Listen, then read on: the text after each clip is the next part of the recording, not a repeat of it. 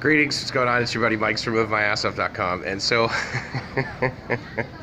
here's this is just so ridiculous, it's comical, right? If you followed me at all on Facebook, you know that my level of respect for United States domestic carriers, specifically United and American Airlines, who has been a little bit better lately, but Delta, I mean, their level of incompetence is just so ridiculous.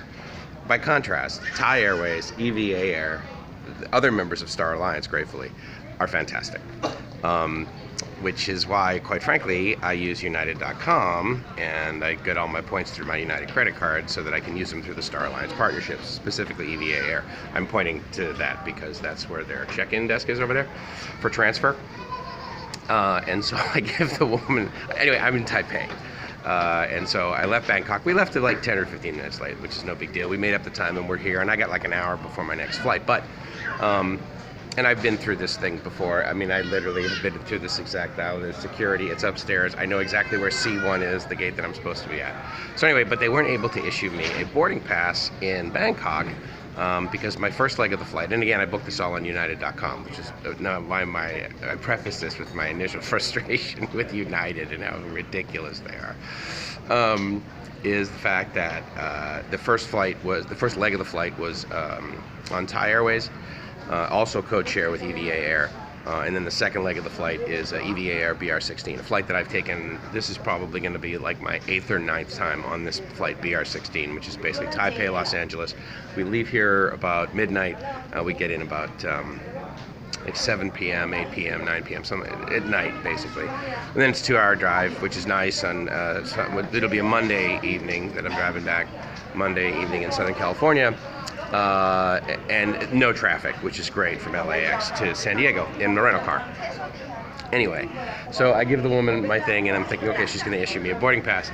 And she says, oh, your ticket's valid, but the reservation's been canceled. I'm like, what are you talking about? Like, I have a piece of paper here, and they gave me a boarding pass for the first part of this thing. And she said, yeah, it was never put in our system. I said, who's in charge of putting it in our system? And again, based on a little bit of their culture, less Taiwanese, Chinese than Thai as far as like saving face, she didn't want to basically say, well, it was United that screwed it up. But that's what happened. I basically used my points to reserve it through United.com. They booked me on this, they booked a reservation. She said the reservation's valid, but for some reason this part of the ticket was canceled. And I mean, it's just so ridiculous because it's like United.com, like I don't expect them to like shine my shoes. Quite frankly, I don't even expect them to like take good care of my luggage. But at the end of the day, it's like you're an airline. You only do one thing.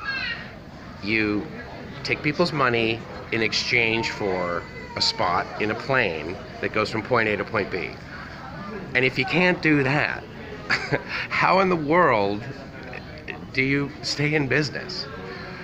I heard years ago that TWA's business plan, maybe this is true, maybe it was just like sort of an off-the-cuff thing, was that every basically 7 to 8 years, part of their business plan was to claim bankruptcy, because every 7 to 8 years is when, I believe every 8 years apparently is when you're allowed to. So that was part of their business plan, because they were so incompetent, right? Anyway, so I'm in Taipei, and I've been here before. And if I have to stay here and get on the next plane from Taipei to Los Angeles, there's plenty.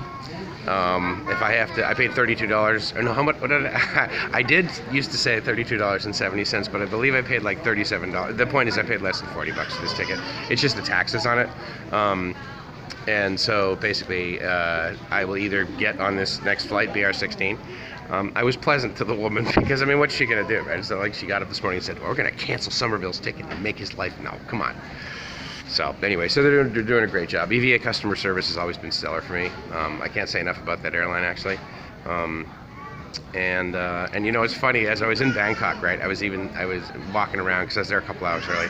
I was walking around and I was saying to myself, okay, so like, what would happen if I just decided, you know what, I just don't want to go back to the U.S.?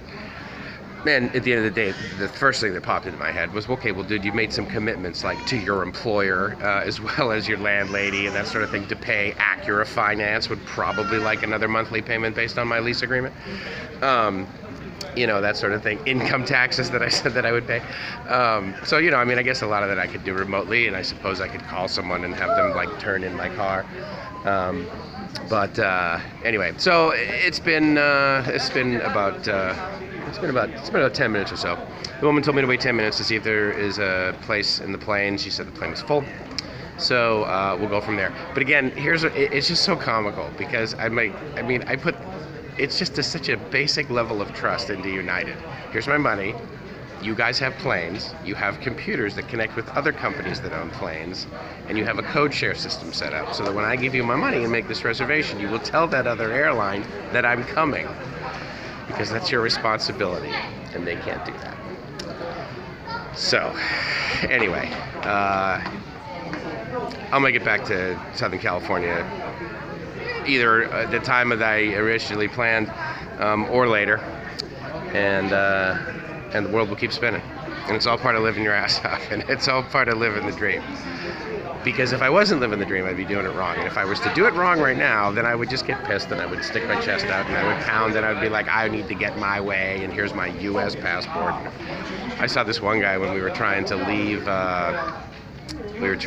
Manila. I was trying to leave the Philippines. This French guy. He was on his phone the entire time he was at immigration. And he was yelling in his phone, and he was telling this immigration guy, he goes, I'm going to call my embassy. And I'm like, dude, really, come on, man. You're in a foreign country. So anyway, it's just Mike's checking in from Taipei. Great airport, by the way. Very efficient. So we'll check in later. Hope you're living the dream. Ciao.